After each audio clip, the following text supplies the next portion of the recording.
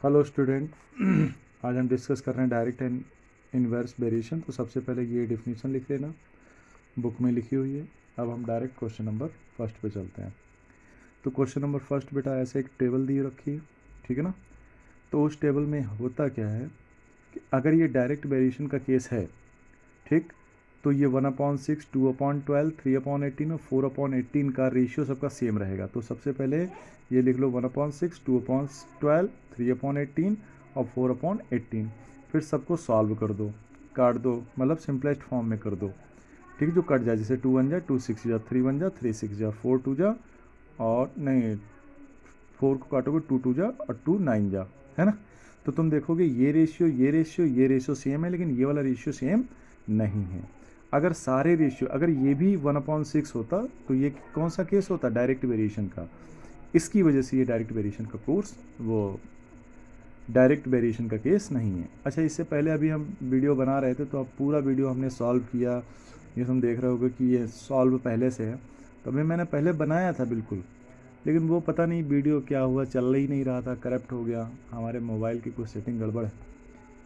तो फिर मैंने ओपन कैमरा एक होता है एप्लीकेशन, उससे डाउनलोड किया, फिर उससे फिर हम ये बना रहे हैं, ठीक है ना। तो अब एक बार हम बना चुके हैं, सॉल्व कर चुके क्वेश्चन, अब हम दोबारा फिर से लिखें, फिर से सॉल्व करें तो बड़ा टाइम लगता है। तो मैं ऐसे ही समझा दे रहा हूँ, ठीक है। नेक्स्ट वाला एक्सरसाइज जो है कोशिश करेंगे कि सामने सॉल्व करें, ठीक है। तो ये दिया है, दूसरा क्वेश्चन दिया है x/y 0.5 और 0.2 दिया है। यहाँ पे 2.0 और 0.8 दिया, 3.25 एंड 1.3 दिया हुआ है। यहाँ पे 6 और ये 2.4 दिया हुआ है।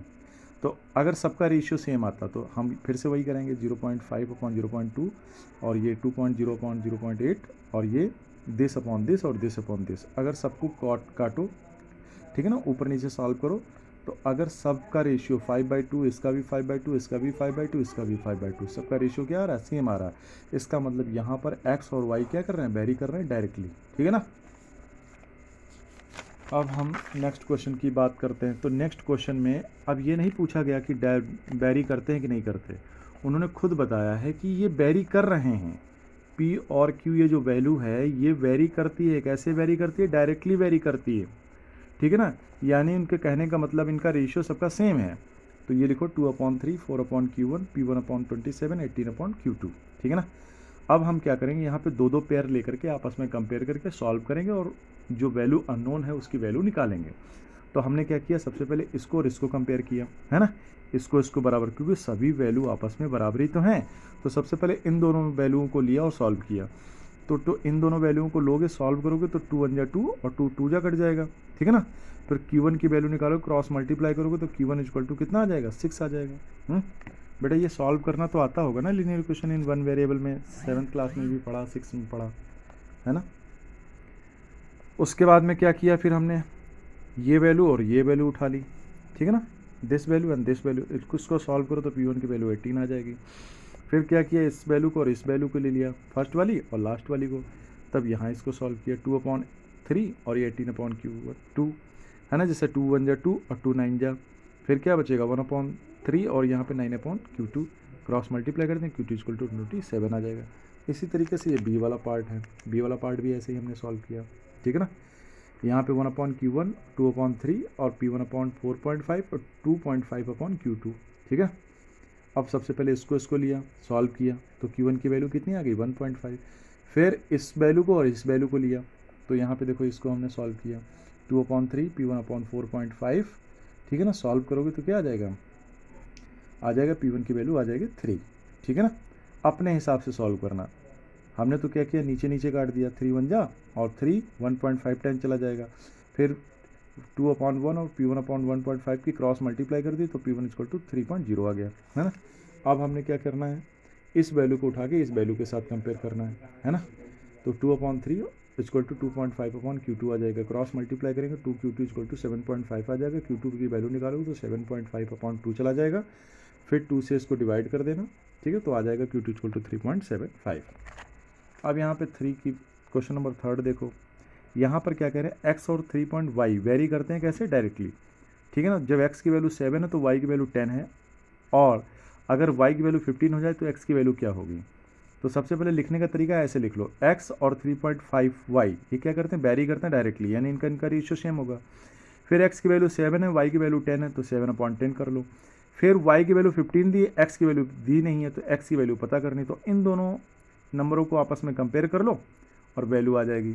तो क्या हो जाएगा, 7/10 = x/15, क्रॉस मल्टीप्लाई कर दो, इसकी इधर मल्टीप्लाई करेंगे, इसकी इधर मल्टीप्लाई करेंगे, सॉल्व करेंगे, x की वैल्यू कितनी आ जाएगी, 10.5 आ जाएगी।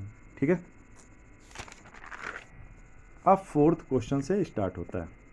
पहला क्या है, the first class train fair for a distance of 500 kilometre is 850, what will be the first class fair for distance of 650 kilometre. तो एक तरफ डिस्टेंस डाल लो, एक तरफ फेयर। अब क्वेश्चन ये कहता है कि अगर 500 किलोमीटर जाना है, 500 किलोमीटर, तो 850 रुपये, 850 रुपीज़ लगते हैं। अगर हमें 650 किलोमीटर जाना है तो कितना रुपया लगेगा, तो मान लेते हैं कि x रुपया लगेगा। अब यहाँ पर तुम्हें ये देखना है कि 500 और 650 में ज़्यादा कौन है। जो ज़्यादा होता है उसकी तरफ हम एरो बना देते हैं, ये वाला एरो जो ज़्यादा है, देखो 650 ज़्यादा है इसलिए हमने एरो दिस साइड रखा है। अब यहाँ पे पता कैसे चलेगा कि 850 और x में कौन ज़्यादा है, तो तुम ऐसे सोचो, जब 500 किलोमीटर जाना था 500 किलोमीटर तो रुपए लग रहे थे 850, अब तो हमें और भी ज़्यादा जाना है, कितना जाना है 650, तो रुपए कितने लग पड़ेंगे, ज़्यादा पड़ेंगे। तो इसका मतलब 850 और x में कौन ज़्यादा होगा, x ज़्यादा होगा। ठीक है ना।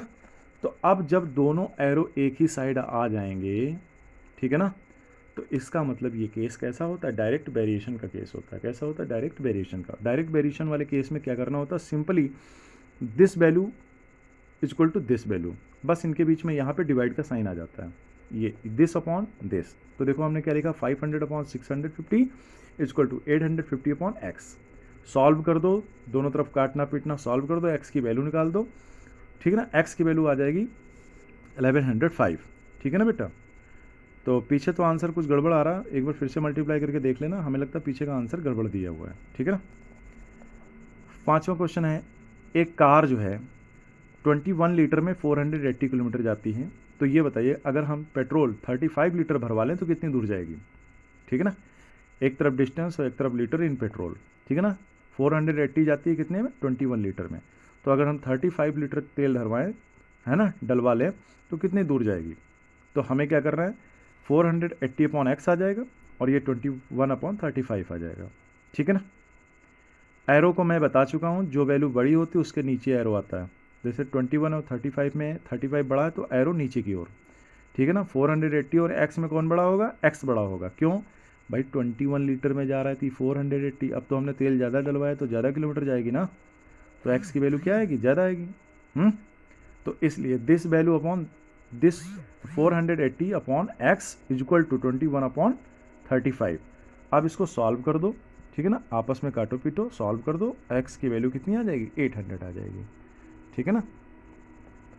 क्वेश्चन नंबर 6 ऐसा है कि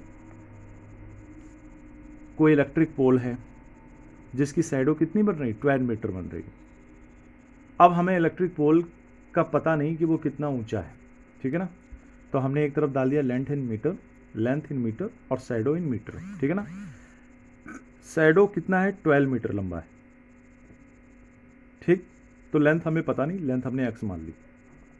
आगे क्वेश्चन पढ़ो क्या कहता है, उसी समय एक पेड़ का जो शैडो है वो 4 बन रहा है, 4 मीटर, और वो पेड़ कितना ऊंचा है, वो है 6 मीटर ऊंचा। तो यहाँ पे देखो, जब 6 मीटर ऊंचा पेड़ था तो उसका शैडो और छोटी बन रही थी, तो जब 12 मीटर शैडो बन रही तो इसका मतलब इसकी जो पोल है उसकी लेंथ इस 12 से तो ज़्यादा ही रही होगी, यानी 6 और x में कौन ज़्यादा होगा, x ज़्यादा होगा, और 12 और 4 में कौन ज़्यादा होगा, 12 ज़्यादा होगा, ये तो दिखाई दे रहा है। तो x/6 इक्वल टू 12/4 ऐसे लिख देंगे और इसको सॉल्व कर देंगे, तो x की वैल्यू आ जाएगी 18 मीटर। ठीक है ना।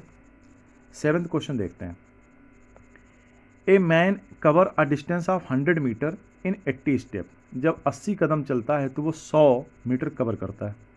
ठीक है ना, तो हमने एक तरफ डिस्टेंस डाल दिया, एक तरफ स्टेप। जब 80 कदम चलता है, स्टेप चलता है, तो वो 100 मीटर कवर करता है।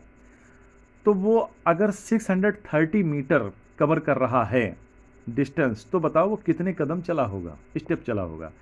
तो क्या होगा, this upon this equal to this upon this, और बीच में इक्वल टू का साइन। तो 100/630 इक्वल टू 80/x। दोनों तरफ सॉल्व कर दो इसको, x की वैल्यू आ जाएगी 504। ठीक है ना। स्टेप अगला क्वेश्चन है, एक लाइब्रेरी में 136 बुक्स रखी, ठीक है ना, और वो एक के ऊपर एक रखी है मान लीजिए, तो उनकी जो लेंथ है यानी मोटाई उनकी है ना वो 3.4 मीटर आती। ठीक है ना।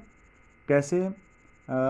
जैसे मान लीजिए मैं ये देखो, ये बुक्स रखी ना, बुक्स, ठीक है ना, एक के ऊपर एक रखी है ऐसे करके, ऐसे, तो इतनी मोटाई ऐसे करके, है ना। तो यहाँ पर ये देखो, तो 136 बुक हैं, तो उसकी जो लेंथ है वो आती है 3.4 मीटर। अगर मोटाई उसकी जो लेंथ है वो 5.1 मीटर है, तो बताइए उसमें कितनी बुक्स होंगी। ठीक है ना। नंबर ऑफ कॉपीज लिख लेना एक तरफ, इधर सेल्फ लेंथ। ठीक है ना। उसके बाद में क्या आ जाएगा यहाँ पे 136 अपॉन एक्स, मतलब this upon this equal to this upon this, दोनों तरफ सॉल्व कर देना, एक्स की वैल्यू 204 आ जानी है। ठीक है बेटा। अब यहाँ पे देखो 9th question, the cost of 14 bag of tea packet. ठीक है ना। चाय के 14 पैकेट हैं, ठीक है ना, और हर पैकेट का वजन कितना है, 2.5 kg है। तो 14 पैकेट और हर पैकेट में 2.5 kg जो टी आती है उसकी कास्ट आ रही 1050 रुपीज़। अब मान लीजिए कि हमारे पास चाय के टी के 15 बैग हैं, लेकिन हर बैग का वजन 1.5 kg है। तो बताइए 15 बैग 1.5 kg की अगर हम लें तो उसकी कास्ट कितनी पड़ेगी। तो ये क्वेश्चन वैसे नहीं दिया है डायरेक्ट, सबसे पहले आप ये निकाल लीजिए कि टोटल वेट कितना है चाय का।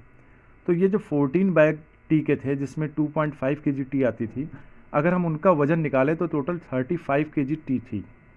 इसी तरीके से जब 15 बैग ऑफ टी होगी, ठीक है ना, और हर पैकेट में 1.5 kg टी होगी, तो इनकी अगर मल्टीप्लाई करें तो आ जाएगा 22.5 kg, यानी कि 22.5 किलो, और वो 35 किलो, है ना।